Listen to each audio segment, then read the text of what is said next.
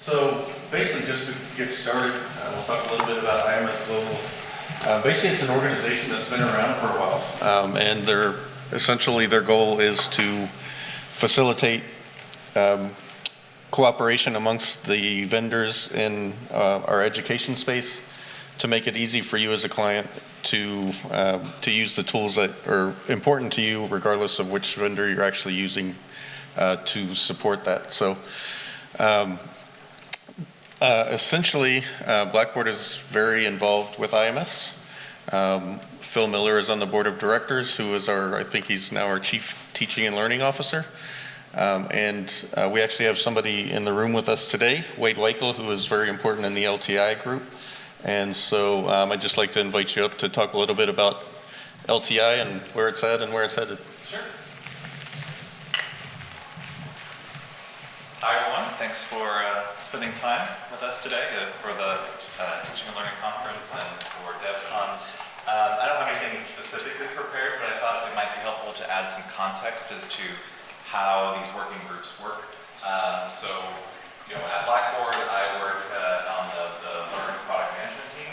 For the last year, I've been the chair of the steering committee for LTI. There's really an approach to kind of define a pathway and a roadmap for the kinds of standards. As Scott mentioned, it really is member-driven. So IMS itself does not create the specifications. They manage the process. So the means by which the specifications are created, deployed, and documented, and certified. So they manage those parts of the process. But everything else is really driven by communities. So it's vendors, suppliers, educational institutions, can all be members and participate. In the past, there's generally just been working groups, and they're very technically driven. People would work in those, and depending on who was kind of most interested in their own problem spaces, that tended to be the directions that the specifications would go. Some lessons learned over the years, and I've been involved in some different working groups over time, was sometimes there were false starts, or a specification went down a particular pathway that benefited a small group and maybe not the broader community. So IMS implemented an approach, I think they started doing this about 2 years ago, a year and a half ago, where there was a steering committee that the purpose of which is to act more like a product management function. So to do some research around use cases and user stories and what's the applicability to the market, how many people would actually likely adopt this thing if it is created. So I joined as the chair to that steering committee about a year ago, and we were recognizing that there were issues within LTI around adoption and focus, and that was where we collectively, working together, defined LTI Advantage, which you'll hear a bit more about. And I'll just note too that I'm working every week with even our biggest competitors. So I have my Blackboard colleagues, but I also have working colleagues with folks from Instructure, B2L, and others that I'm regularly working with. So it definitely is this sort of friendly thing. We're friends, we're working together on things, but at the same time we're competitors. And that is an important aspect of the interactions that are occurring within these working groups. So as we take a look at LTI Advantage, I guess yet this afternoon, I'll just sort of state that in October we were like, hey, we need to reevaluate LTI and what we're doing. There were some challenges that need to be overcome. There were security issues with that present spec that was available at the time, LTI 2. It was also quite bulky for an entry point. So we wanted to split out components and basically have a pathway to adoption. So LTI Advantage is a kind of a description for a larger set of capabilities, but one can step into it and phase in. You can adopt just kind of that security core, that registration and launch capability. Then you can move up to being able to handle parameters for specific links, and then you can move to exchanging membership information. You can move up to gradebook interchange. That you don't have to do all of that if it doesn't make sense for your tool. So really kind of defining those as components and being able to reduce that barrier to initial entry. But also defining a pathway forward so that we can be adding additional extensions. So already now that we move very rapidly, and it was kind of unheard of within the IMS community to a ratified specification in about 10 months. It was really quite remarkable, and we're all very pleased with that. The steering committee is now working on trying to mature our process of product management, so taking an input from the community, from different tool providers and different institutions, and actually working that into proper backlog and doing proper backlog management. So part of what I'm here sort of listening in on the conversations is just seeing whether you have use cases that we can be also capturing within the steering committee, vetting, and looking at the applicability across different BLEs, different tool solutions, so we can continue to drive that specification forward.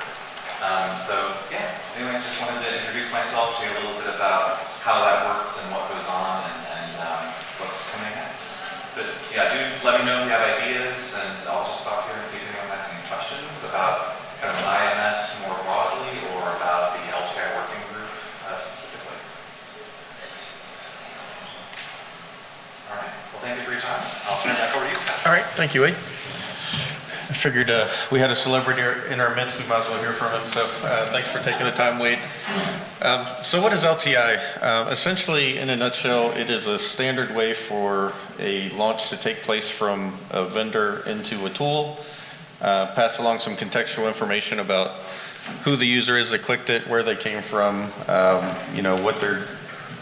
what you should expect, and then give you that secure handoff. So essentially, a de facto single sign-on into your application, knowing that you can trust that they came from a trusted provider, and you can map them to a user on your system.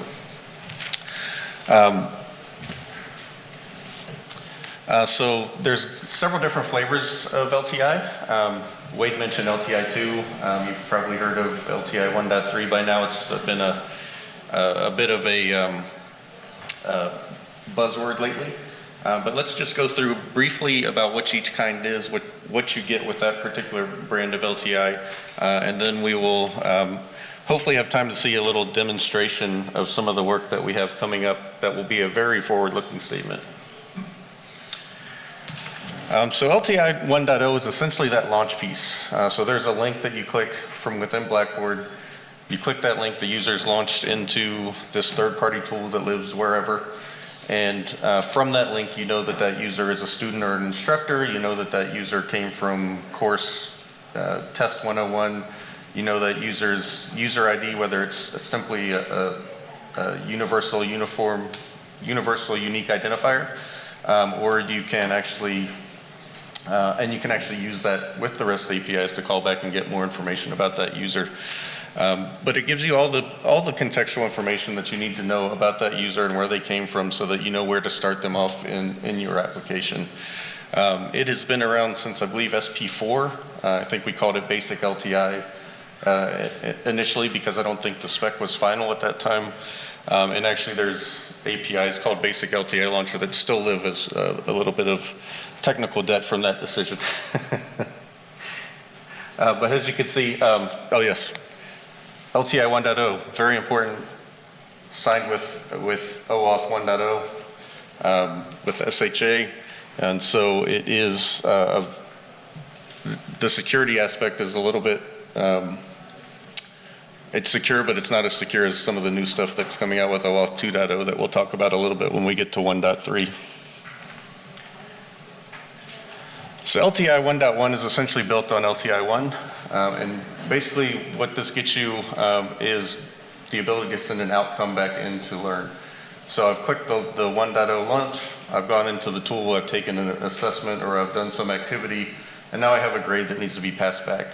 And so what you get with LTI 1.1 is the ability to pass back a simple grade. Basically it's 0.0 to 1.0. And so if you get an 80%, you would send back a 0.8. Learn then has the idea of a source ID that is perpetual. And so when you launch, you get the source ID, it's mapped to a single cell in the gradebook. When you pass back the outcome with that source ID, we know to put that grade in that cell in the gradebook. And what we mean by perpetual is essentially it's expected that source ID is valid forever. And so you don't have to send it back immediately. You can send it back in 1,000 years if you'd like.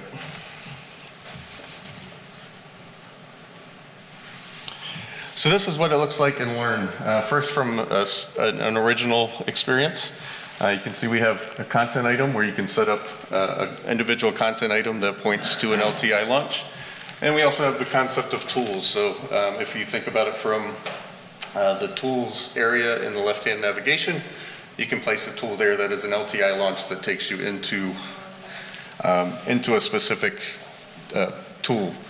The thing to remember is content item supports 1.1. Obviously, you can't really have a grade associated with a tool. And so important to note that if you want to use grades, obviously you need to create a content item to go with it.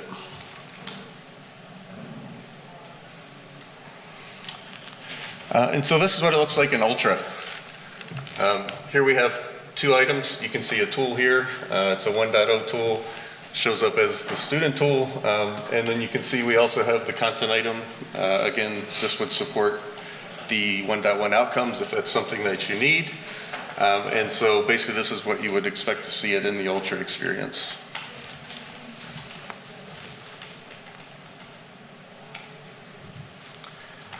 So LTI 2.0. Essentially, this was the initial attempt by IMS to modernize the spec. The idea being that you shouldn't have to go through and set up each individual setting for the tool as a system administrator. You should be able to go to a registration link. The tool should be able to tell you what it needs. You should be able to tell what the vendor supports. And then that sort of negotiation process should happen. And then I, as the system administrator, just essentially know now that I have this tool that I can authorize or I can not authorize. Uptake was slow. As Wade mentioned, it was very much a lot of overhead initially, and the benefit that you got based on where the spec was at the time was very limited. And so we didn't see very many people take advantage of this, including ourselves really. It took us a while to implement it as well. But it is still... Sorry? When did Blackboard Learn start supporting 2.0? Q2 17? That's right. Yeah, that's okay. Okay. I knew it was relatively recently because I played with it a couple of years ago when we had to launch a competitor's product in order to play with it. Really? Yeah. Because it wasn't at that time support. That was probably 2016. I'd say it's probably what we played with. Yeah, that makes sense. Yeah, and I'll just make a comment here too. So this notion of registration and re-registration, we are now looking at having be an extension to LTI. It was cool. Yeah. It does take a bit of work, but it was pretty cool when you got it working. Correct. Yeah. And it solves specific problems for specific users, but again, there were just all sorts of what if all you want is just a simple link to a tool? You had to create all this registration, re-registration overhead. It was a big barrier. Similar to what I was saying before, for the people in this room that are developing for their institution, rather than developing a product that didn't bring much functionality at all, it's really for signing up and onboarding people to a tool to do it. Don't have to be selling it, onboarding people to a tool. So I can see why it would have been slow. It certainly had potential, and I think we're seeing a lot of that potential when we talk about LTI Advantage. It was just the overhead to get involved, and we didn't have that piece of it that made it super valuable ready yet. And so it was just a tough sell, basically. So LTI 2.0, this is how you would see it in the system admin panel. Basically, instead of registering a provider domain, you click the Register LTI 2.0 tool, and essentially you give it a registration link, and then it goes off in the background and does all the things that it needs to do in order to import the tool into the system.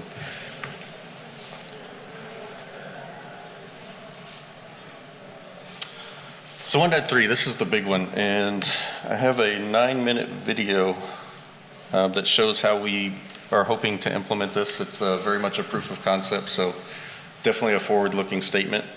I think the big thing to recognize about 1.3, number one, new security model using Oauth 2 and JSON web tokens. It's also an attempt to extract the security model from the LTI spec a little bit so that you can update one without having to update both.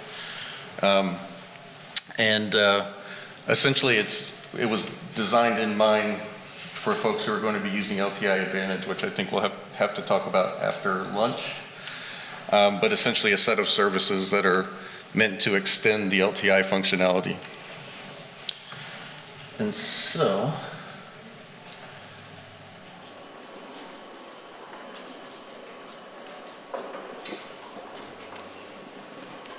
I'm going to go through the process of registering an LTI 1.3 application or tool that's part of LTI Advantage with the Blackboard developer portal, and then use that application or tool within Blackboard Learn. So if you are an application developer or an administrator wanting to use a third-party LTI tool with the 1.3 of LTI Advantage capabilities, the first step is to register that tool with the developer portal. This is the same process as a tool developer would register the public REST API application with the developer portal. So a tool developer registers their application with Blackboard once, and then it can be used within any Learner instance. So let's go through that process. So to register your application, you need to give it a name, optionally a description. You need to provide one or more domains, comma separated, that this tool is hosted at.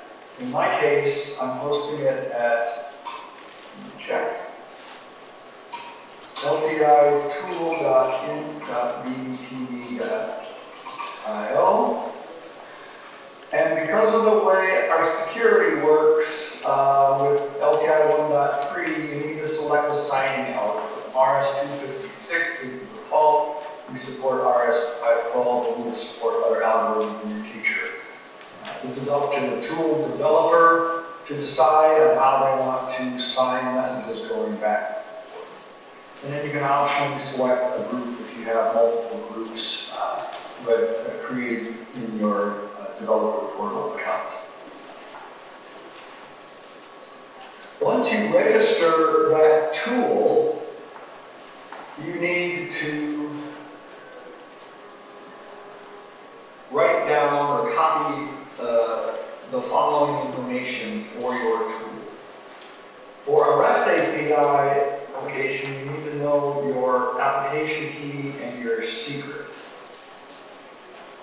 For LTI 1.3, because we're using OpenID Connect on top of Oauth 2, you also need to know the issuer, because when you get a request or an LTI launch from Learn, it will pass you the issuer in the request, and you'll want to make sure that you know who that is and that you've registered with that issuer. You will also need to copy the public key set URL, because that's where you will get the public key for Blackboard to be able to validate the signature on messages coming from a Blackboard instance. The other thing you'll need is an Oauth token endpoint. This is when you get an Oauth 2 authorization token that allows you to make service calls back to the Learn LMS. It allows you to ask for things like grade information and membership information. This is using standard Oauth 2 security. And then the last thing you need is your private key to sign messages that you send back to Learn or that you send to get an authorization token from Learn or from Blackboard in this case. The way things are currently is that we, Blackboard, issue a public-private key pair for you. You store the private key. You never store the private key. You use this key to sign messages that you're going to send back to Learn to access Learn resources. We will probably support you providing us, a tool provider providing us the public key and or a public key set URL from which we get the public key. That's not implemented right now, but we will probably do that. So let's copy some of this information and save it aside. We always know issuer for Blackboard is going to be that. We want to copy that public key set URL. I'm going to just store it in a file. We need this auth token endpoint. We'll add a copy button for that too, and then we need the private key. All right, so now we have all the information that an application tool needs. And so we can continue. And then the last piece of information you need is this application ID. And this is what in OpenID Connect is referred to as the client ID. So we will save that as well. So basically you have 4 pieces of information, well 5 because the issuer, and I didn't copy that because I know what that is. So as a tool provider, you need this in 5 pieces of information. With LTI 1.1, you needed to save 2 pieces of information, and those were the shared key and secret. So nothing has changed other than how much information you need to store, which is 5 pieces rather than 2. And then, of course, the other thing that's changed is how we do the security, how we sign the messages, how we parse them. In LTI 1.1, they are signed with Oauth 1.0a and SHA-1, which is a very insecure way to do that and not supported any longer. And the keys and secrets were shared between the tool and the consumer, which is also not very secure. And so now you have to say the top 5 pieces of information and you use a different ism to validate signatures to assign messages. And we'll see how that works next. So once I have an application registered with Blackboard, this application can now be used in any Learn instance around the world. Because the Dev Portal is a central service hosted at Amazon, AWS, and is accessible throughout the world, and has this tool registration. Fine. So now if I go to my Learn instance, and I log in as an administrator, and go to my LTI tool providers, and delete my existing LTI tool providers, if I know, so now I'm a Learn administrator. I'm not a tool developer, I'm the Learn system administrator. Previously, with LTI 1.1 as a Learn system administrator, you needed to know 3 pieces of information. You needed to know a domain, you needed to know a key and a secret. And I guess technically you needed to know a URL that launched into that tool. And now you don't need to know those pieces of information anymore.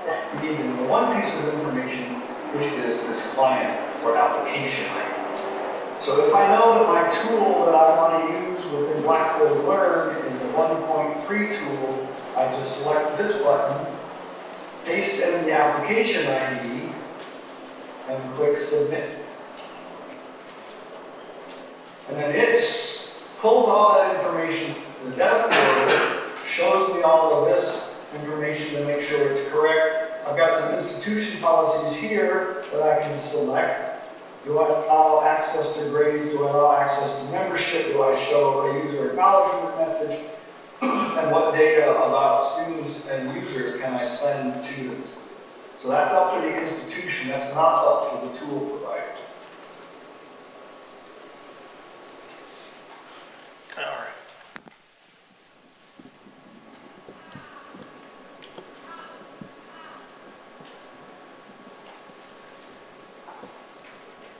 All right, so I think that is a good stopping point for lunch since we're 2 minutes past. If you have any questions, I'll be here. I can answer about what we just saw with 1.3. After lunch, we'll take a few minutes to go through LTI Advantage, and then we'll move on with the rest of our agenda.